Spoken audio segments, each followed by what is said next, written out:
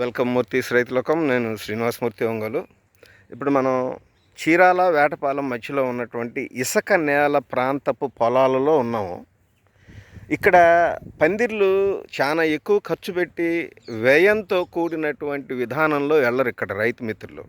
వీళ్ళందరూ ఇక్కడ అరెకరా 40 సెంట్లు అట్లా తక్కువ విస్తీర్ణాలలోనే ఇట్లా కూరగాయలని, తీగజాతి కూరగాయలని పందిర్లు పెట్టుకొని పందిర్ల మీదకి పాకించుకుంటారు. ఇప్పుడు ఇక్కడ మనం చూస్తున్నటువంటివి జామాయిలు కర్ర కొట్టిన తర్వాత పక్క నుంచి పెరుగుతున్నటువంటి ఈ పిలకల నుంచి చీలిగినటువంటి కర్రలు. వీళ్ళు ఈ కర్రలు ఇక్కడ ఒక్కొక్క కర్ర 11 రూపాయలు పెట్టి తెచ్చుకుంటారు. ఇప్పుడు మనం చూస్తున్నటువంటి ఈ కర్ర, ఇది జామాయిలు పక్కన చెలిగినటువంటి కొమ్మ కర్ర.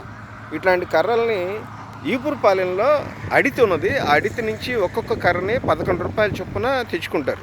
ఇప్పుడు ఇక్కడ మనం నిలబడినటువంటి ఈ పందిరిలో 40 సెంట్ల విస్తీర్ణంలో వేసినటువంటి కాకర పందిరి.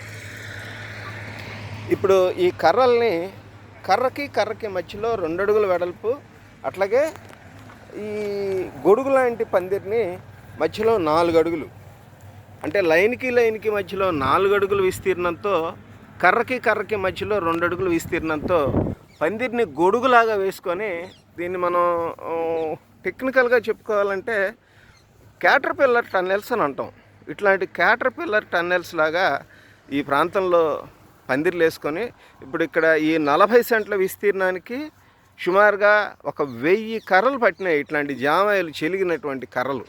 ఈ 1000 కర్రలు 11 రూపాయలు ఒక్కొక్క కర్ర అనుకుంటే మొత్తానికి కలిపి 11,000 వచ్చింది కర్ర వరకు ఖర్చు. వీళ్ళు ఈపురపాలెం నుంచి చీరాల దగ్గర ఉన్నటువంటి, చీరాల బాపట్ల మధ్య ఉన్నటువంటి ఈపురపాలెం నుంచి తెచ్చుకుంటారు. ఇప్పుడు ఇంతకుముందు ఉమ్మడి ప్రకాశం జిల్లాలో ఉండేది, ప్రస్తుతానికి బాపట్ల జిల్లాకు వచ్చింది ఈ ప్రాంతం. ఇది చీరాల బాపట్ల మధ్య ఉన్నటువంటి ఇసుక నేలలతో కూడిన పొలాలు. ఈ గొడుగుని ఇదిగోండి ఈ రకంగా వేసుకుంటారు. 2 కర్రలు పాతి, ఆ 2 కర్రల పైన తలలని కలిపి కట్టి, అడ్డంగా ఒక కర్రను మళ్ళా ఇట్లా కట్టి, దానికి ఈ కాకర పందిరి తీగను అల్లిస్తారు. వరుసలో కర్రలు పాతినటువంటి వరుసలలో ఇట్లా వైరుతో, ప్యాకింగ్ వైరుతో నెట్లాగా అల్లుకొని కాకర విత్తనాలని నాటుకొని పందిర్లు ఇలా పెంచుకుంటారు. ఇది కొంతవరకు చౌకలోనే అయిపోతుంది.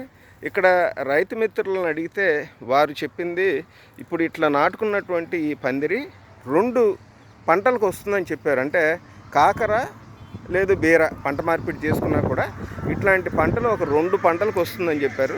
2 పంటలకి కలిపి కర్రల కూలీలు నాటడానికి, వైరు కట్టడానికి ఖర్చు అదనం తీసేస్తే కర్ర కొనుగోలు వరకు ఒక్కొక్క కర్ర 11 రూపాయలు చొప్పున 40 సెంట్ల విస్తీర్ణంలో 11,000 ఖర్చు వచ్చింది. ఇప్పుడు ఇక్కడ కాకర నాటారు కాబట్టి సహజంగా కాకర 45 రోజులు, సుమారుగా 40-45 రోజుల్లో, 40 నుంచి 50 రోజుల మధ్యలో మొదటి కోత వస్తుంది. అక్కడి నుంచి యాజమాన్యం సక్రమంగా చేసుకోగలిగితే కనుక మనకి ఇది ఖచ్చితంగా 120 రోజుల నుంచి 150 రోజులు పంట వచ్చే రకంగా ఉంటుంది. ఇప్పుడు ఈ క్యాటర్పిల్లర్ టన్నెల్స్ లాంటివే ఈ రకంగా ఈ ప్రాంతాల్లో ఎక్కువగా కాకర, బీర ఇట్లాంటి కూరగాయలు పెట్టి రైతు మిత్రులు వారి జీవనోపాధి చేసుకుంటూ ఉంటారు.